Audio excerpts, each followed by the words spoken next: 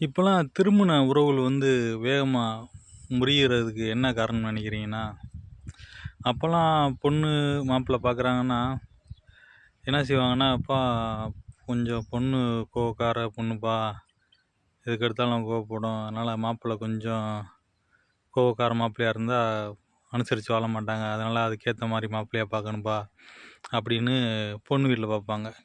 அதே மாதிரி பையன் வந்து கொஞ்சம் கோவக்காரனா இருக்கான் அப்படின்னா, அவங்க பொண்ணு பார்க்குறது வந்து கொஞ்சம் அனுசரித்து போகிற பொண்ணா பார்க்கணும்ப்பா, இல்லாட்டி சரியாகாது, செட் ஆகாது அப்படின்னு நினைப்பாங்க. அதே மாதிரி வந்து நல்லா விவசாயம் பார்க்குற குடும்பம் அப்படின்லாம் பார்த்தாங்கன்னா, பொண்ணு நல்லா உழைக்கிற பொண்ணா இருக்கணும். அப்போ தான் வந்து நம்ம சொத்து பத்தை காப்பாற்றும்.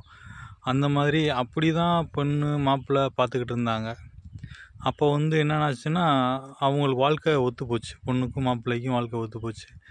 இப்போ என்ன பார்க்குறாங்கன்னா, பொண்ணு எம்காம் படிச்சிருக்கு, பொண்ணு பிகாம் படிச்சிருக்கு, அதுக்கேற்ற மாப்பிள்ளை பார்க்கணும், அதுக்கேற்ற படிப்புக்கு ஏற்ற மாப்பிள்ளை பார்க்கணும் அப்படின்னு. பையன் இன்ஜினியராக இருக்கான், டாக்டராக இருக்கான், அவனுக்கேற்ற அந்த படிப்புக்கேற்ற பொண்ணு பார்க்கணும் அப்படின்னு நினைக்கிறப்போ வந்து என்ன ஆகிருதுன்னா, குணாதிசயங்கள் வந்து அதில் செட் ஆகிறது கிடையாது. அப்போ குணாதிசயங்கள் செட் ஆகாதனால படிப்பை மட்டுமே பார்த்து, படிப்புக்கு தகுந்த பொண்ணு மாப்பிள்ளை பார்க்குறப்போ வந்து குணாதிசயங்கள் செட் ஆகாமல் அது விரைவிலே வந்து விவாகரத்து வரைய போயிடுது. திருமண வாழ்க்கை வந்து சரியாமல் அமையாமல் போயிடுது.